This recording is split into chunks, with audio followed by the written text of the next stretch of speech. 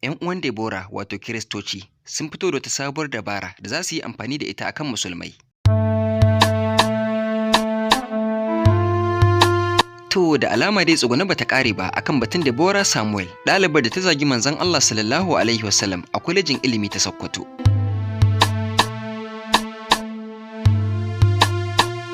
Wanda idan ba ku manta ba, a sanadin zagin da ta yi wa ma'aikin Allah, wasu daga cikin ɗalibai abokan karatunta suka ƙona ta da ranta. Kasancewar maganar ta ɗan kwana biyu har ta fara lafawa, to ashe dai da sauran rana a kaba, domin kuwa Kiristoci 'yan uwanta sun fito da ta sabuwar dabara da za su aiwatar akan musulmai. Wato Kiristocin dai suna shirin fito da wata dabara wadda idan ta yi aiki kamar yadda suke so, to musulmai fa da kansu za su ringa kashe kansu da kansu. Dabarar kuma ita ce za su ringa yin kutse cikin shafukan sadarwa na musulmai, wanda a turance ake cewa hacking, wato za su yi kutse su kwace wasu daga cikin shafukan sadarwa na musulmai. To kun san cewa duk wanda aka yi kutse aka kwace shafinsa daga hannunsa, to fa kenan ba shi da ikon sarrafa komai akan wannan shafi, ba shi da ikon goge wani abu, ballantana ya wallafa wani abu.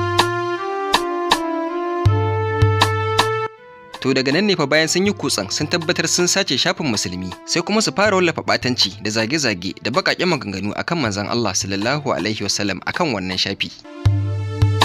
Daga nan su kuma jama'ar gari za su ɗauka mai wannan shafi ne wannan wallafa, daga nan kuma sai a shiga neman sa. To a daidai wannan gaba idan ba Allah ne ya kiyaye ba, wasu suna ganin sa za su iya fille masa kai ba tare da yin binciken ainihin abin da ya faru ba. To ya kamata mu sani akwai fa mutanen da suke da shafukan sadarwa, amma wasu sai su yi kwana ɗaya ba su hau ba, wasu kwana biyu, wasu har sati ɗaya, kai wasu ma har sama da haka sukan ɗauki lokaci ba su hau kan shafukansu na sadarwa ba. Don haka wani ma za a iya kutse akan shafinsa a sace shafin a yi kuma ta wallafe-wallafe ba tare da ya sani ba, yana can yana harkokinsa.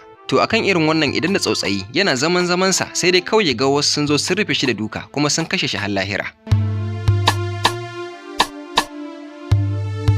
Jarumar fina-finan Kannywood Rahama MK wadda take fitowa a matsayin matar gwamna a cikin shirin kwana 90 na tashar Arewa 24, ita ce ta wallafa wannan sanarwa a cikin wani group na WhatsApp, inda ta ɗauko wallafar da Kiristocin suka yi akan shafin Facebook akan wannan al'amari, ga kuma rubutun wallafar kamar yadda Rahama MK ta ɗauko ta kuma wallafa. To wannan kamar yadda kuke gani ita ce wallafar da Rahama MK ɗin ta ɗauko daga shafin wani Kirista, inda wallafar take cewa Next move. Hack a Muslim guy's account from Sokoto and use it to blaspheme. Then his own people will start looking for his head. A takaice kuma da Hausa wallafar cewa ta yi, abin da za mu yi na gaba, mu sace shafukan musulmai 'yan Sokoto sannan mu yi ɓatanci akan shafukan. Idan muka yi haka, mutanensa ne da kansu za su ringa neman sa domin su sare masa kai.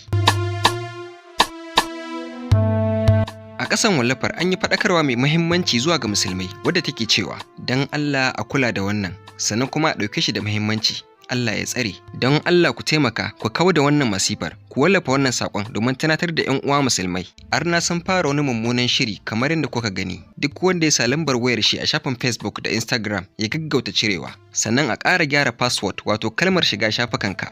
Don Allah mu taimaka mu yaɗa har duk wani mai kafa sadarwa ya samu wannan saƙon domin ɗaukar mataki. To mu ma dai muna kira da kuma jan hankali, don Allah idan kun ga ana yaɗa ɓatanci ga Annabi sallallahu alaihi wasallam akan wani shafi, to ku tabbatar kun bi diddigi kun yi bincike kafin ku ɗauki mataki, saboda kar a je a yanke hukunci akan mutumin da babu ruwansa, daga ƙarshe kuma a zo ana da na sani. A garin neman aikata abin da ya dace sai kuma a zo a aikata mummunar ɓarna. Allah ya kiyaye mu.